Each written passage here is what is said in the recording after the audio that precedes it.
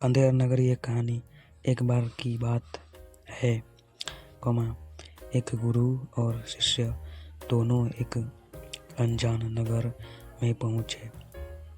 वहां पहुंचकर उन्होंने देखा कि उस शहर में सब कुछ बहुत सस्ते में मिलता था और सबका भाव एक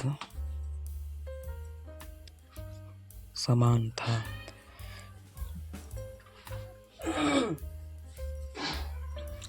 यानी 1 टका में चाहे 1 किलो सब्जी लो, चाहे 1 किलो सोना लो, सबका भाव एक समान ही था। उसमें जरा भी ऊंच नीच नहीं थी।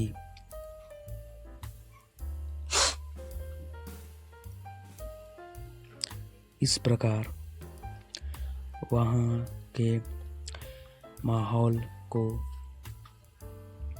देखते हुए चेला बहुत खुश हुआ। उसके तो जैसे अब मजे ही हो गए।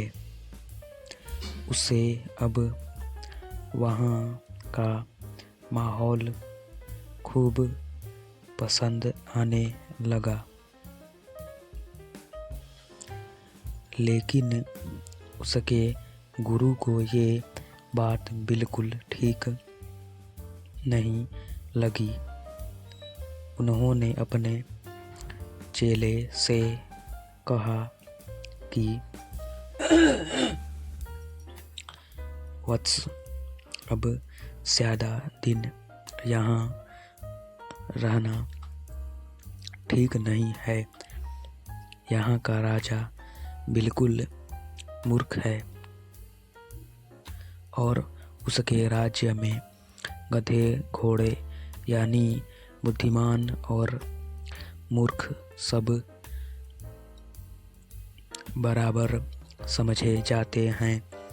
अर्थात यह एक मूर्खों की नगरी है, अगर यहाँ का राजा कह दे तो दिन को रात और रात को दिन माना जाता है। इसलिए अब जल्दी ही हमें इस नगरी को छोड़कर कहीं और जगह चले जाना चाहिए।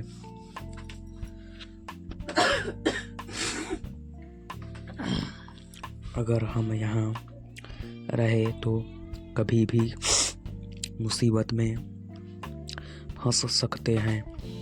गुरु की यह बात चेले को पसंद नहीं आई। उसने कहा कि गुरुजी, मुझे तो ऐसा कुछ भी नहीं लगता। फिर भी अगर आप जाना चाहते हैं तो आप चले जाइए। मैं तो अब यहीं पर रहना चाहता हूँ।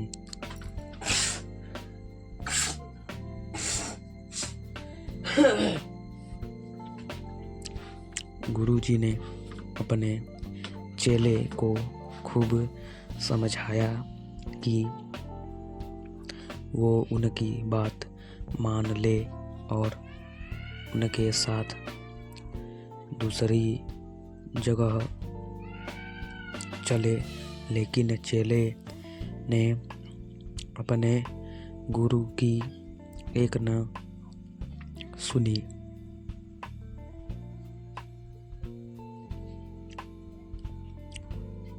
अब गुरुजी ने अकेले ही जाने का निश्चय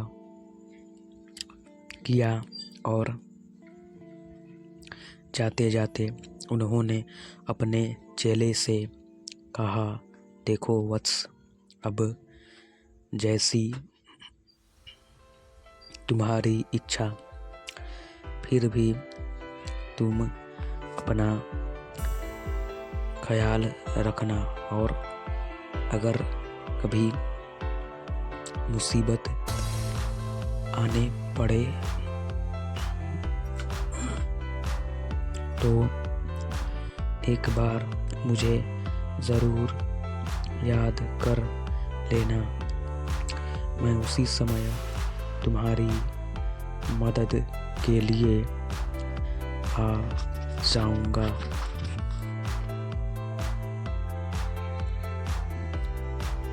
और ऐसा कहकर गुरुजी अकेले ही वहाँ से चले गए।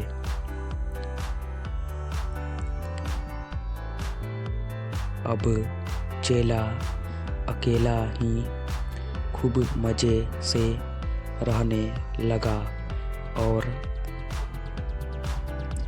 खूब खा कर थोड़े ही दिनों में वो मोटा हो गया।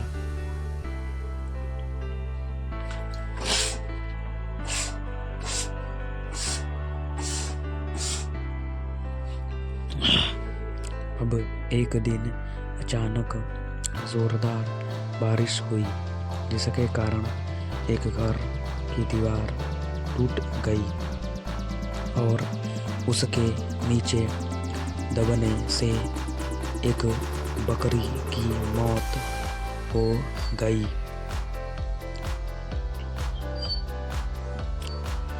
अब बकरी के मालिक ने वहाँ के राजा से शिकायत कर दी।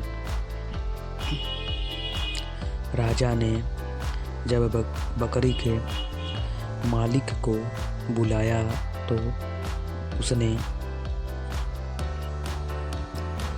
कहा कि पड़ोसी की दीवार गिरने से मेरी बकरी की मौत हुई है। तो राजा ने उसके पड़ोसी को बुलाया और उससे पूछा, देखो, तुम्हारी दीवार गिरने से एक बकरी की मौत हो गई है। अब इसकी सजा मौत है।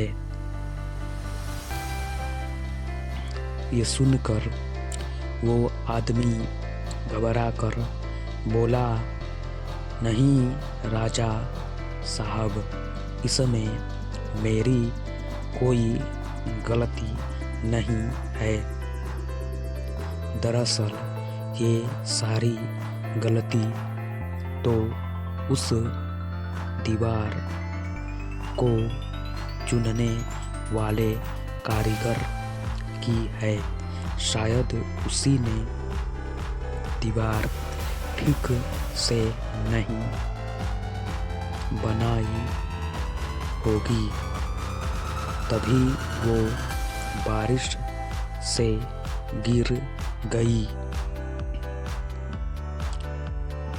तो राजा ने उस कारीगर को भी बुलाया और उससे कहा, देखो, तुमने कैसी घटिया दीवार चुनी है, जो एक ही बारिश में गिर पड़ी और जिससे एक बकरी की मौत हो गई है। इसलिए अब मैं तुम्हें फांसी की सजा देता हूँ।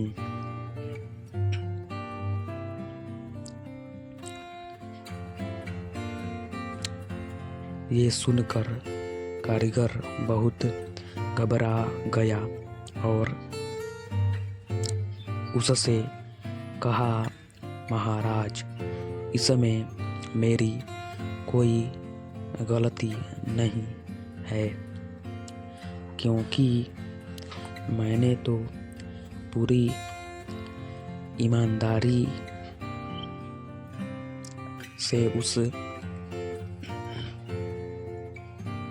दीवार को चुना था।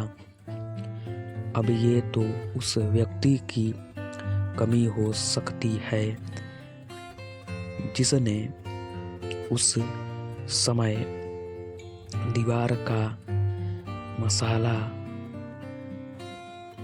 तैयार किया था।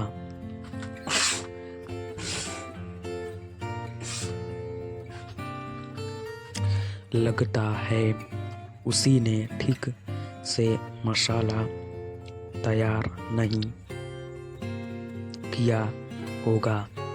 यदि वो पूरी ईमानदारी से काम करता तो आज वो बकरी जिंदा होती।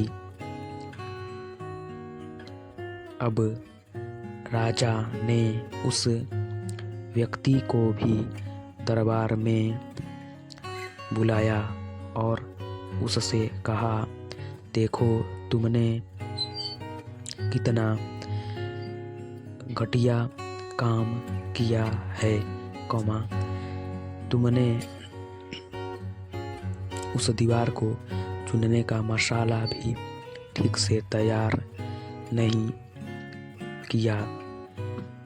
तुमने सरासर काम चोरी की है। अतः अब तुम्हें फांसी की सजा दी जाती है। ये सुनकर वो आदमी बहुत रोया और उसने राजा से खूब विनती की कि उसकी जान बख्श दी जाए, लेकिन राजा अपने फैसले पर कायम रहा।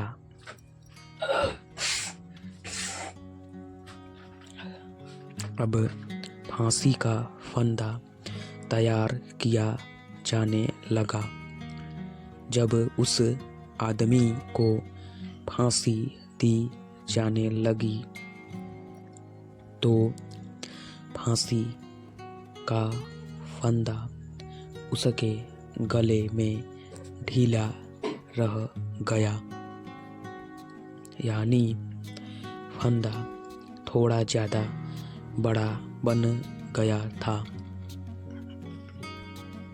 अब क्या किया जाए, क्योंकि फंदा थोड़ा बड़ा बन गया, फिर भी फांसी तो हर हाल में दी जानी थी, फिर चाहे किसी दूसरे को ही क्यों न देनी पड़े।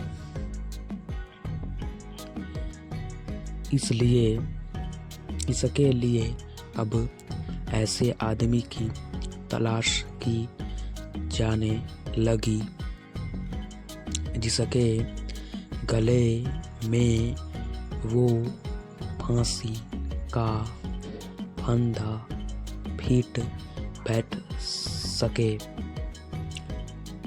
अब राजा के सिपाही ऐसे व्यक्ति की तलाश करते हुए उसी चेले के घर तक जा पहुँचे।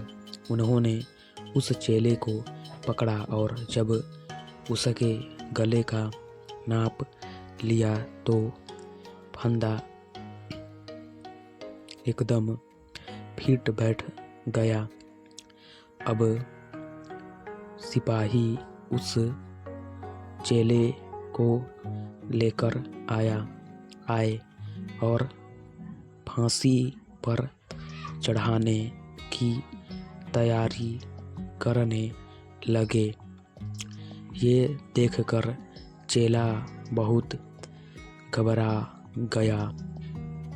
उसने राजा से खूब विनती की कि उसकी जान बख्श दी जाए, क्योंकि उसने तो कोई गुनाह ही नहीं किया है। लेकिन राजा ने उसकी भी बात नहीं सुनी और चेले से कहा, देखो युवक, हम किसी और को फांसी की सजा का हुक्म सुना चुके हैं, लेकिन उसके गले में ये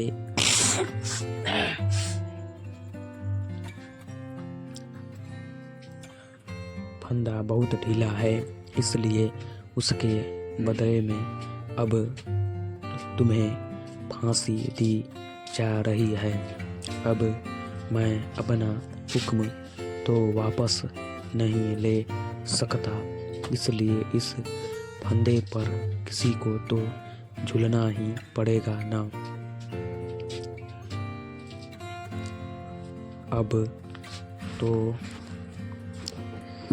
चेला बहुत घबरा गया, क्योंकि मौत अब उसे अपने सामने ही नजर आ रही थी। तभी उसे अपने गुरु की बात याद आई